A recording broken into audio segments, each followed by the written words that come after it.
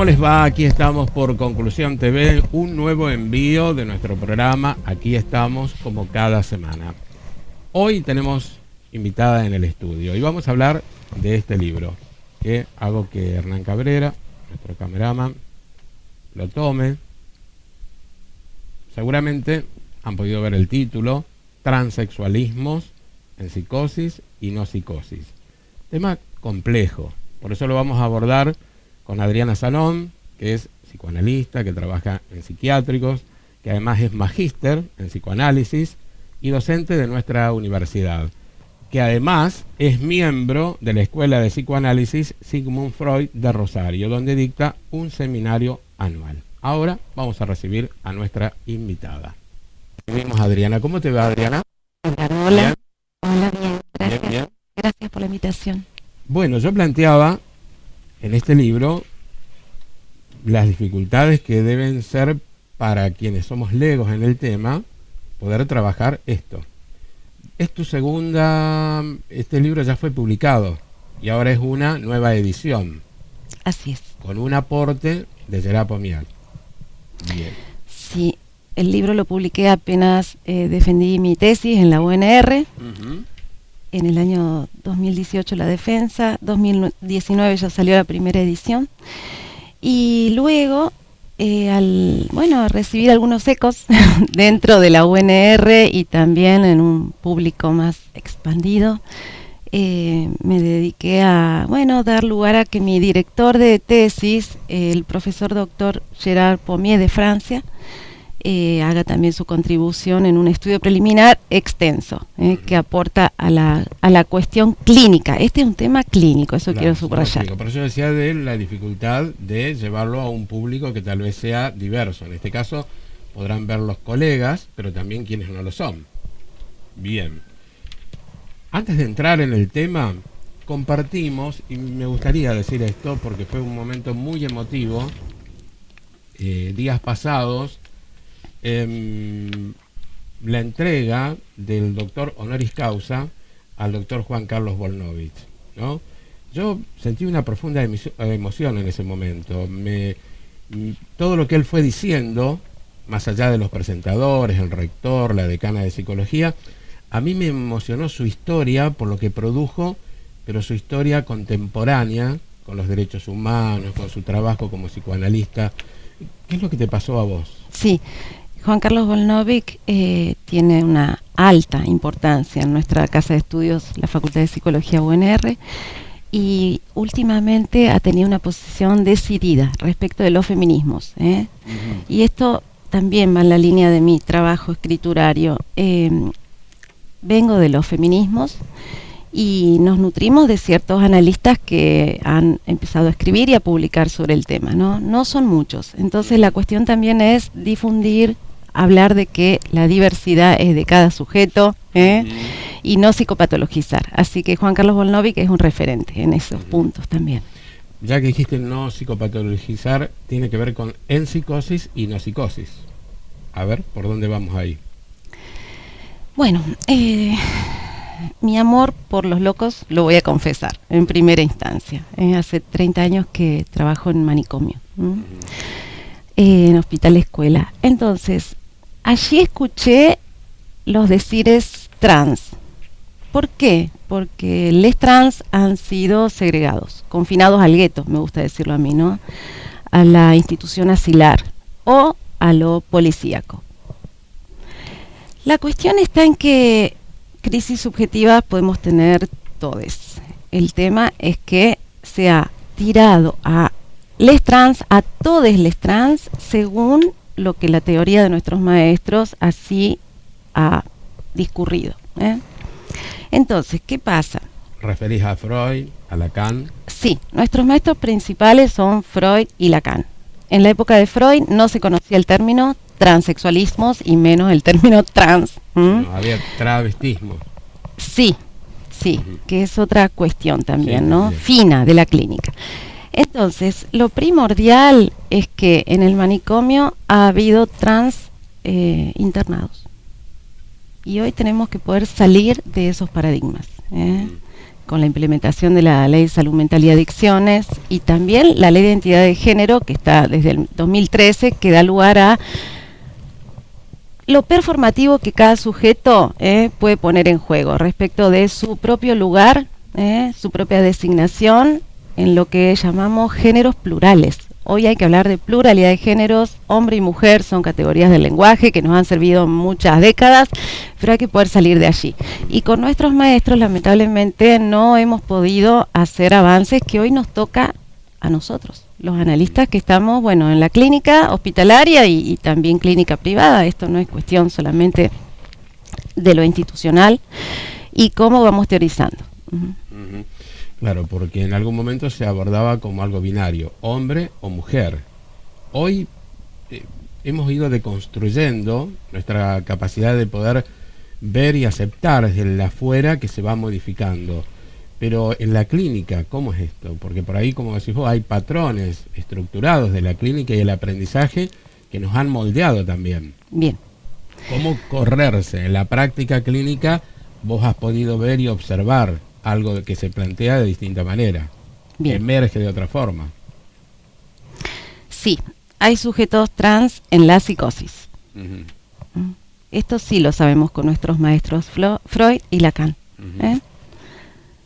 En la paranoia hay una posibilidad aliviante, una posibilidad de un goce vivible, ubicable, y es devenir mujer, y así está testimoniado en un gran libro, claro. Las memorias de un enfermo nervioso, de Daniel Paul Schreber, publicado en 1902, o sea, sí, tiene más de 100 años. Eso es evidentemente una gran escritura testimonial, de alguien que...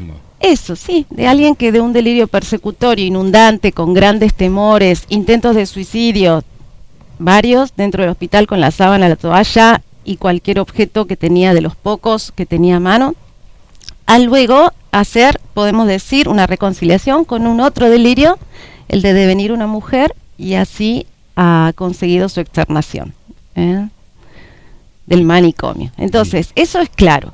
Pero ¿qué pasa? No podemos extender esa matriz a todo el trans, que es lo que se hizo con Jacques Lacan y los lectores de Jacques Lacan. En la época de Lacan sí ya existió el término transexualismo, no el término trans, que es de nuestro tiempo, y de las conquistas de las luchas, de la diversidad y los feminismos. Entonces, hoy hay que distinguir que en la clínica, cuando no hay ningún delirio, no podemos trasladar esa matriz de la paranoia. Es decir, tenemos que dar lugar a la palabra singular y al deseo singular que habita en cada quien. Si no hay ningún delirio en juego, bueno, es cuestión de la escucha, o sea, cómo un analista se posiciona y cómo da lugar a algo que a mí me encanta subrayarlo, Edgardo, y es la insurgencia subjetiva, es decir, la expansión deseante, el deseo propio. El deseo de alguien que en su primera manifestación sexual se presentaba como hombre, pero en un momento determinado siente que un empuje a ser mujer, a sentir el goce desde ese lugar, o el placer, bueno, para no confundir goce y placer, que no es lo mismo. Sí, yo te voy a corregir, perdón. No, sí, no, es que esa es la idea.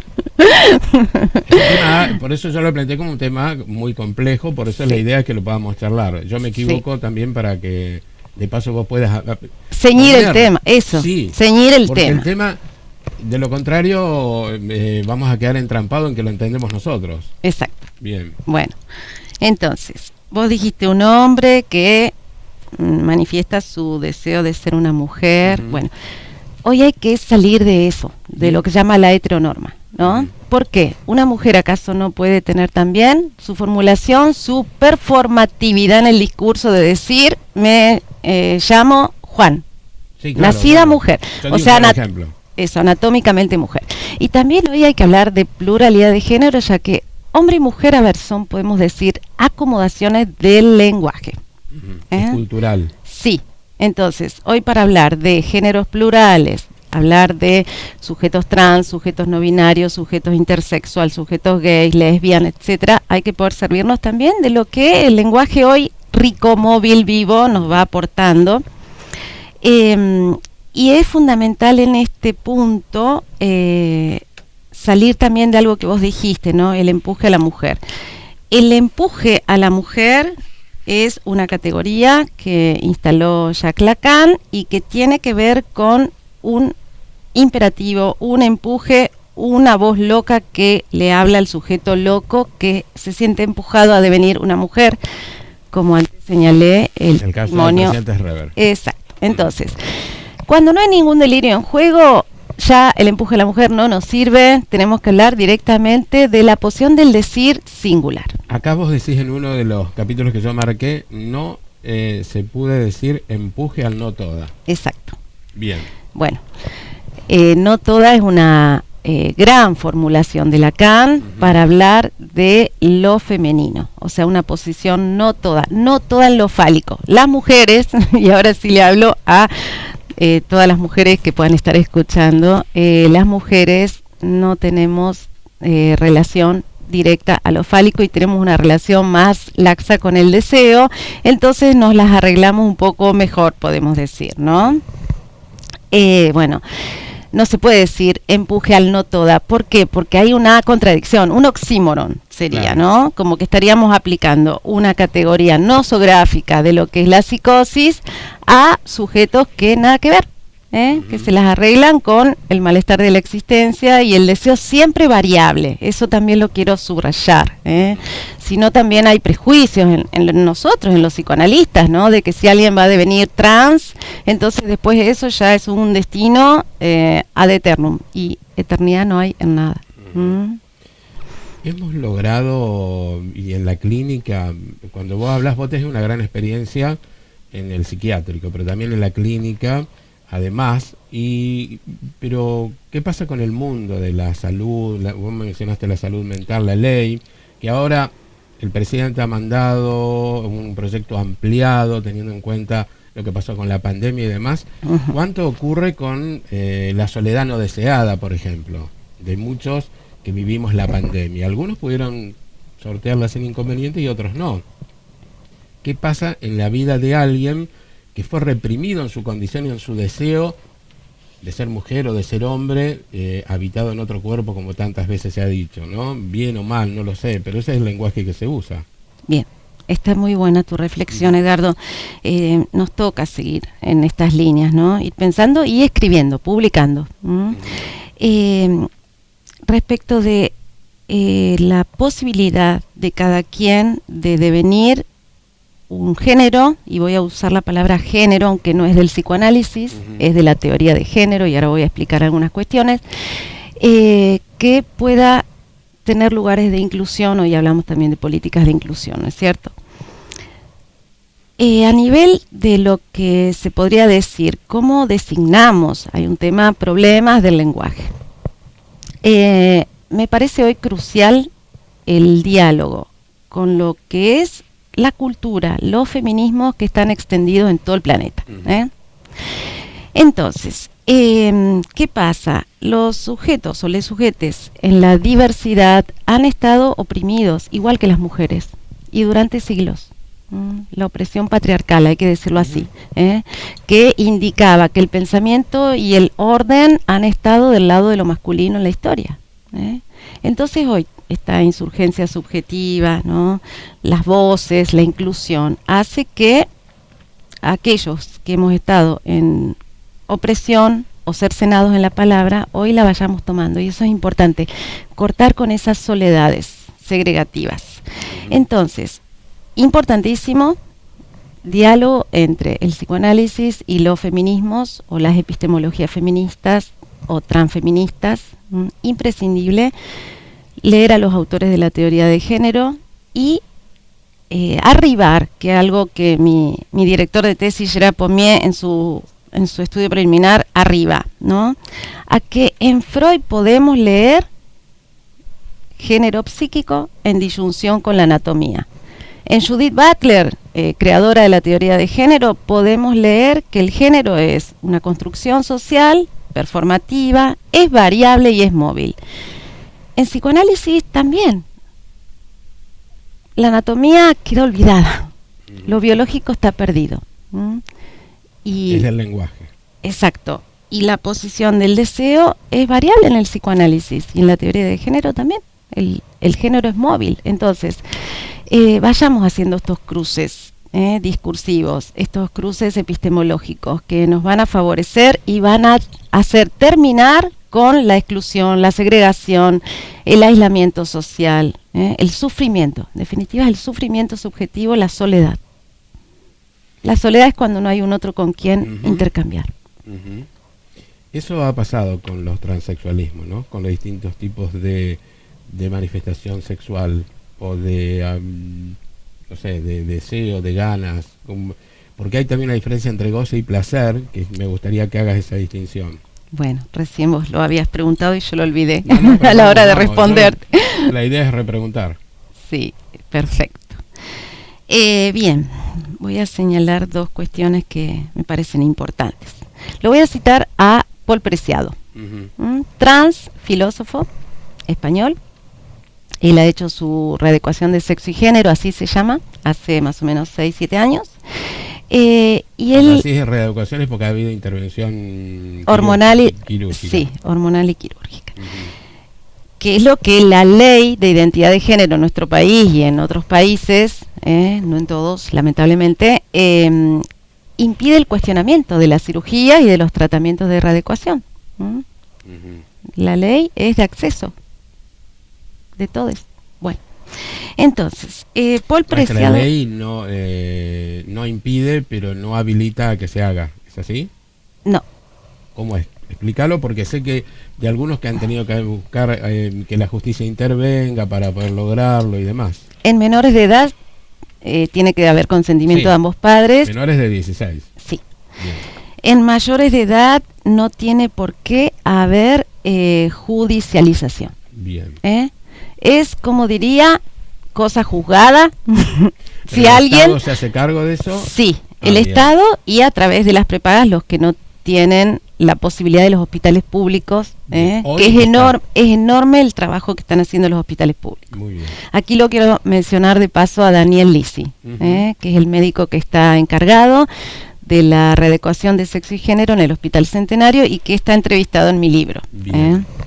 Bueno, entonces, la cuestión sería, a ver, ¿cómo pensamos las posibilidades, la diferencia entre el placer, el goce y las posibilidades de tratamientos, ¿no es cierto? Los tratamientos pueden llevar gran parte de la vida, eso sí. Hay que contar con eso también, ¿no? Que hace a un tipo de sufrimiento subjetivo y a una disposición a lo que es la hormonización casi constante, los diferentes puntos de abordaje quirúrgico, que eso el doctor ahí lo explica muy bien en mi libro. Luego, la diferencia entre el goce y el placer es un tema difícil. Es un tema difícil de nuestro psicoanálisis. Y ahí yo lo propongo también en mi libro, ¿no? De la mano de mi director Gerard Pommier. Él me dice, habiendo sido paciente de Lacan 20 años, estuvo en el diván de Lacan, y él me dice, el goce es un mito francés. La palabra goce no existe en chino, no existe en alemán, como que ese término hay que ponerlo en cuestión. Y de lo que se trata es de el mundo deseante, que es lo inconsciente de cada quien, ¿no? Y en el inconsciente no hay tal diferencia sexual. No hay un significante que diga, a ver, ¿qué es uno? ¿De qué lado uno se ubica? Entonces, mi propuesta es que en tanto un sujeto en los divanes particulares o en el hospital general o en los monovalentes, que lamentablemente todavía existen, si alguien formula en su decir una asunción trans, vamos a decirlo así, bueno, se trata de dar lugar a esa posición deseante en el tiempo que lo está formulando. Como dije antes, no hay eternidad en nada, o sea que no estamos prometidos a decir, bueno, sí, yo voy a estar en tal posición de por vida. Y de paso acá voy a citar a un poeta surrealista que está en el prólogo de mi tesis, que es Luis Aragón. Él escribió un libro fenomenal que se llama Le Fou d'Elsa, El loco por Elsa, y allí un poema central que lo puse en mi epígrafe, el futuro del hombre es la mujer, Sí, ella sí. es el color de su alma, ella es su rumor y su ruido, sin ella, él, el hombre, no es más que un blasfemo. Luis Aragón, loco por Elsa, terminó su vida en brazos de un hombre, Jean Rista, hizo una elección homo. Entonces, demos lugar a que somos sujetos variables en el deseo. ¿Cuánto nos ha reprimido la cultura desde tiempos inmemoriales, ¿no? Y ahí las religiones y demás han tenido que ver también, ¿no? Fundamental este punto, Edgardo. Hoy es preciso, desde el psicoanálisis, dar la misma jerarquía a la represión intrapsíquica y a la represión cultural. Y ahí también tenemos otro punto de diálogo con la teoría de género. Se unen. Sí. A ver, Judith Butler fundamentó su teoría de género en que la represión social produce el cercenamiento de los sujetos, ¿no es cierto? Ella de la mano de Michel Foucault, ella ha sido discípula de Michel Foucault. Bueno, entonces, esa represión social tiene tanta incidencia como la represión que nosotros los psicoanalistas decimos, la represión psíquica, o sea, lo reprimido y el retorno de lo reprimido, que es el síntoma. Bueno, dialoguemos sería mi propuesta. Analicemos, no, también sería. ¿Qué más? Porque es extenso esto. Yo intenté en pocos días leer algo, pero no es fácil, me tomaré más tiempo para leerlo. Y algo del lenguaje conozco, pero es un gran trabajo el que tenés hecho aquí. Gracias, Edgardo. Requiere de una lectura dedicada, ¿no? Y ir y venir. Y el aporte de Gerard Pommier también. Porque él habla... Yo pensaba, cuando decía de los maestros, ¿no? Tanto Freud como Lacan. Cuando Freud trabaja en el caso del presidente Schreber, lo hace sobre un escrito del propio juez, del propio ministro. Él no lo conoce, ¿no? Es toda una lectura de algo que Freud no había todavía trabajado, no había asistido a una escena o algo de este tipo. Exacto. Por eso dije, ¿no? El término transexualismo ni existía en la época de Freud. ¿Qué hizo Freud? Tomó un libro y tomó los testimonios de juristas. ¿El término transexualismo? Sí. Ah, bien. Es genial. Y es más, yo estoy a favor también de los movimientos de siglas que van poniendo una letra más a la sigla. I, Q y demás. Exacto. Claro. No, pregunto porque en un momento no existía y a lo mejor no se problematizaba. La aparición del término viene a problematizar algo de lo que no se hablaba. Contemos con que, bueno, Freud estuvo imbuido de la psiquiatría clásica. Lacan también. Perdón que hojeé el libro, pero necesito recorrer algo porque necesito preguntar alguna cosa. Sí. Freud neurólogo, Lacan psiquiatra. Ellos han devenido de la psiquiatría clásica. En esa época, lo trans estaba más del lado de las perversiones o de la psicosis. En lo que dije antes, se tomó el testimonio de Daniel Paul Schreber, publicado en 1902, o sea que él lo publica consiguiendo su externación del hospital psiquiátrico y levantando el juicio de curatela que recaía sobre su persona. Es decir, hoy podríamos decir, Daniel Paul Schreber no era un sujeto de derechos humanos. Dicho desde hoy, pero no existían esos términos en aquella época. Los derechos del hombre ya sabemos que son del siglo XX. Bueno, entonces, ¿qué pasa? La psiquiatría clásica fundaba una psicopatología, distinguía síntomas y signos, ¿no? Bueno, entonces, acá lo voy a seguir a Gerard Pommier en esta formulación que es importantísima. Él lo escribió también en mi prólogo. Dice, la psicopatología es verdadera cuando un sujeto, cada quien, viene marcado por sus determinismos, o sea, los que nos han hablado antes de nuestra venida al mundo, nuestros padres, nuestros abuelos, y en los primeros momentos de nuestra llegada al mundo. Quiere decir, los parientes nos pasan la lengua, claro, nos lambetean bien. El tema es que si un sujeto se queda repitiendo esos determinismos, se enferma. Entonces ahí la psicopatología es verdadera. La psicopatología es falsa cuando un sujeto puede subvertir los determinismos que lo han recibido en este mundo. Claro. Bueno, entonces, las categorías de la psiquiatría clásica, algunas nos sirven, otras ya no nos sirven y tenemos que proponer nuevas y salir de lo que son las diagnosis. Es decir, lo trans no implica ninguna diagnosis, ya está siendo sacado de los manuales de psiquiatría americana y del de la OMS, que es el CIE-10, o sea, del DSM-5 y del CIE-10.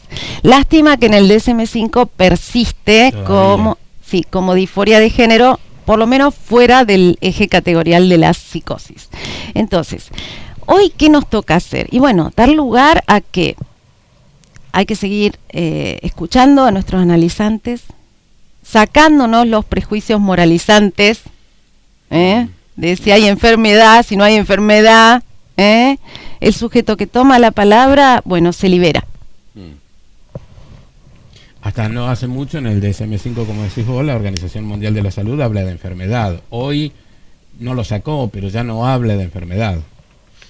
¿Cómo es nuestra ley de salud mental, la que tenemos ahora? Aborda estos temas, pero ahora tienden a mejorarla. Yo no sé si a mejorarla en cuanto a mejor presupuesto, ampliarla para que esté más federalizada, o si van a tocar también aspectos que hacen a la salud mental. Importantísimo tema. Sí. Estamos en esa militancia. Yo leí más o menos el proyecto por arriba y parece aportar, ampliar las incumbencias.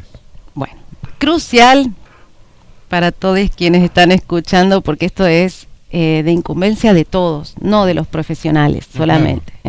O sea, somos usuarios de la ley de salud mental cuando requerimos un tiempo de escucha y o de medicación también. Hay medicación eficaz también para ciertos problemas, ¿no es cierto? O para el sufrimiento subjetivo excesivo, o cuando hay consumo problemático de sustancias. Bueno, en fin. La ley de salud mental está muy buena, es necesario que se aplique, pero antes tenemos un requisito, y ahora sí hablo para los profesionales. Tenemos que formar a los equipos de polivalentes para cerrar el monovalente, que es el manicomio. Claro. Los polivalentes son los equipos de salud clínica de los hospitales generales. ¿Por qué? Porque las crisis subjetivas van a seguir sucediendo. Entonces, ¿quién las aloja? ¿Quién las escucha? En lo que implica la posibilidad de la expansión de un sujeto vía su propio decir, a ver qué le está pasando y por dónde va su posibilidad deseante. Y respecto de la intervención psicofarmacológica, en ciertos casos es importantísimo. Hablé de los consumos problemáticos, ahí sí es importantísimo acompañar con medicación, y también, o sea, lo que se llama ese tiempo primero, que serían los 7 días de deshabituación del consumo de la sustancia. Entonces se aplica un tratamiento de medicación también. Y en las crisis, que podemos decir alucinatorias, delirantes, esas crisis es preciso también un acompañamiento de la medicación psiquiátrica. En las depresiones, las melancolías, los duelos, y no hay ningún antidepresivo que haga eficacia. Entonces, la tristeza, la pandemia, la soledad, ¿no? Todo eso también, ha habido manifestaciones en la pandemia de esto, ¿no? Lo hablaba hace poco en una nota con la doctora Martorano, ¿no? Y yo insisto sobre la soledad es no deseada, porque vos podés desear irte a vivir en una isla, pero que te lleven a una isla es otra cosa. Y creo que la pandemia nos metió a mucho en una isla, a algunas personas con mayor problema, otros pudieron resolverlo, y hay quienes todavía no se animan a salir con seguridad, ¿no?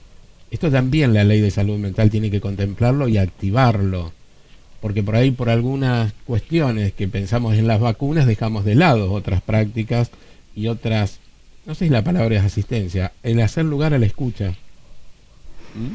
Sí, estamos en un mundo donde los líderes mundiales, habiendo tenido noción de que se venía una pandemia, no hicieron nada. Y bueno, y la humanidad, podemos decir, está en un sufrimiento mayor. Es la humanidad en general. Hambre, sí. Sufrimiento psíquico o subjetivo. Y acá te voy a hacer una propuesta que también la tomo de Gerard Pommier, mi director, que él dijo el año pasado en el 14 Congreso Argentino de Salud Mental. El sujeto humano, o sea, cada quien es rebelde.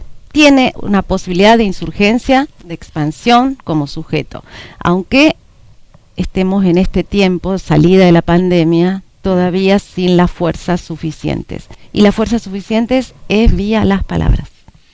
Sí, Maquiavelo decía que con la pobreza se domina también.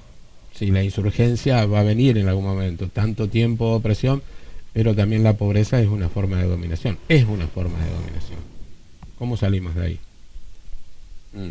No lo sé, lo pensaré, Edgardo.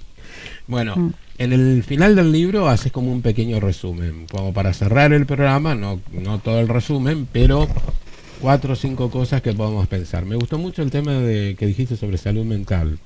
Debemos insistir con eso, porque parece que salud es resolver el problema de COVID o una fiebre, un problema de la influenza o alguien con otro tipo de patología. La salud es mucho más amplia. Hay personas que no padecen nada que le genere fiebre, pero no viven felices. Uh-huh. Y eso me parece que tiene que estar considerado, es un deber del Estado hacer lugar a que haya espacio para escuchar esas problemáticas. Alguien puede tener mucho dinero y ser un infeliz, o ser pobre y en su pobreza poder vivir de una manera más digna desde el punto de vista como desde su subjetividad, digo, ¿no? Porque pasar hambre no es una cosa buena para nadie. Uh-huh. Me puse muy serio. Sí, estamos en problemas serios.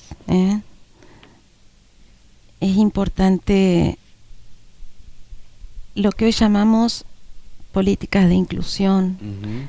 Dejemos de segregar al hambriento, al discapacitado, materno discapacidad, uh-huh. Así que también lo digo por mi hija. Demos lugar a las diversidades, a aquellos sujetos que han estado sin posibilidades de trabajar, por ejemplo, les trans, que el recurso era la prostitución. Y hay que decirlo, hace 1 año y medio que tenemos cupo laboral trans en la UNR, sí, y en cada entidad oficial. Entonces, los problemas son serios. Si vamos a tener una humanidad nueva, es insabido. Es decir, lo que vendrá es insabido. Mientras tanto, bueno, apostemos a, entre otros y con otros, ir haciendo lo que cada uno desde su saber hacer, desde su posibilidad creativa, desde su formación, va pudiendo intercambiar, ¿no? Y son lugares que me incumben desde la docencia. Yo doy clases en Clínica 2, que es de 6º año de psicología, y ahí los alumnos están a punto de egresar. Y como yo les digo, apúrense a tener su matrícula, porque todos quieren hacer sus prácticas, bueno, con la matrícula habilitante, para poder aplicar en lugares de mayor combate, no solo el consultorio privado. Uh-huh. Pensaba que cuando hablamos de salud mental no hay que pensar solamente en la cuestión del médico, la médica, sino el psicólogo, bioquímico, kinesiólogo, todos aquellos que integran lo que conocemos como el arte de curar, ¿no? Quiero pensarlo más en términos de salud, que en términos de curar, en prevenir, que en temas de ir a curar, pero bueno, es para otro momento. ¿Cómo lo ves? Y querías agregar algo en el final. Sí, perfecto, Edgardo. Te pido disculpas que de nuevo no seguí el hilo de tu pregunta y ahora me lo decís nuevamente, ¿no? ¿Qué pensamos o qué puedo sostener desde mi posibilidad de palabras? Aunque en esto sé que hay otros que seguramente también se acoplarán. ¿Qué pensamos de la salud y la salud mental? La pandemia nos demostró algo. Primero, que fue inusitada.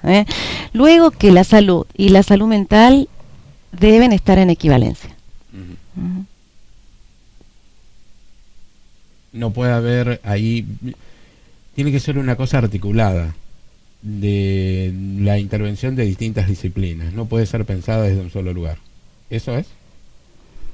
Somos sujetos de la palabra, y el cuerpo, en tanto falla, en tanto duele, nos hace imposible sustraernos. Esto ya es bien Freud, bien que Freud. Decía Freud, ¿no? Y en el cierre de tu libro, ¿cómo llegás? Porque no puede haber un cierre en un libro, tiene que haber otros libros seguramente, pero había que cerrar el libro, llegar a un punto. Sí. ¿Cómo llegás a ese punto? de la mano de los poetas, Bien. que me han auxiliado bastante, Sí. y tal vez mucho más que los psicoanalistas, por lo que estuve diciendo antes, ¿no? De poetas que y no había. locos, todos tenemos un poco costumbre a versear, y es un tema de un gran poeta riojano, que no me acuerdo su nombre ahora. Yo tampoco. No encontraba suficiente bibliografía para hacer una tesis de posgrado sobre el tema trans. Me fui hasta las librerías de París a buscar material, que había más que todo autores de teoría de género, hay que decirlo, y pocos psicoanalistas hablando del tema.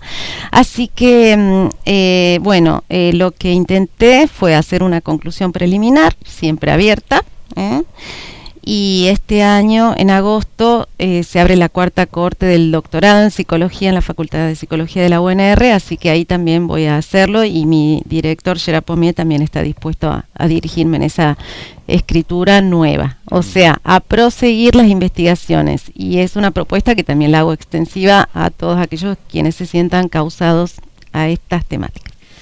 Quiero mencionar a Pura Cancina, porque hay un trabajo que dirigió ella, que vos hiciste, y yo recuerdo haber hecho un seminario con ella que me encantó ahí en el anexo de la Facultad de Psicología sobre calle Corrientes, y un recuerdo para ella. Para cerrar, algo de ese trabajo que hicieron. Sí. Pura Cancina, fallecida en enero del 2017, podemos decir que hace poquito tiempo hemos estado en ese duelo, y hoy ya queda su gran obra, su trayectoria. Ella ha sido dictante de un seminario de maestría en psicoanálisis, o sea que la he tenido también de docente, y en mi escuela, la Escuela de Psicoanálisis, claro, Sigmund Freud, fundadora, maestra. La lección clínica de Bordes, de los Bordes. Sí. En una reunión latinoamericana de psicoanálisis, que la escuela es también fundadora de ese movimiento, estábamos en Montevideo, y Pura Cancina disertó sobre el tema trans, hasta donde en ese momento, 2015 fue, más o menos había algunos mojones para poder articular, y bueno, ella se basó en una presentación de enfermos que Lacan había hecho en el Hospital Saint-Anne de París sobre un caso de transexualismo y travestismo, pero digamos, en ese tema y la presentación de enfermos de Lacan todavía hay sesgo psicopatologizante, claro, es decir, de enfermos. Eso, presentación de enfermos. A ese joven que hizo la entrevista con Jacques Lacan se lo toma como un psicótico, es decir, no había ninguna matriz delirante, sin embargo se lo toma por un psicótico porque insistía, estaba empecinado en ser una mujer, y que el Estado francés, ya que hablamos de la ley, ¿no? Claro. De la ley de identidad de género, que el Estado francés le cubra todo el tratamiento de hormonización y cirugía para devenir Corinne, una bella mujer Corinne. Bueno. Te agradezco que hayas venido. Tengo ganas de seguir charlando, pero ya me hicieron seña 2 veces de que el programa se había terminado. Entonces, pero me parece que es tan profundo y complejo de hablar, y que lo interpretemos y llevarlo, pero habrá otra oportunidad. ¿Me parece? Ojalá que muchas sí. Gracias por haber venido. A vos, Edgardo. Como decía, ha sido un placer charlar con Adriana, la conozco, la he visto en algunas actividades. El tema es altamente profundo. Insisto, para mí asimilar algunas cuestiones relacionadas con el tema requiere de lectura, pero bueno, este es un aporte a lo que nosotros conocemos como la clínica. Así que hasta la semana que viene con otra propuesta en Conclusión TV, en nuestro programa. Aquí estamos y aquí estaremos.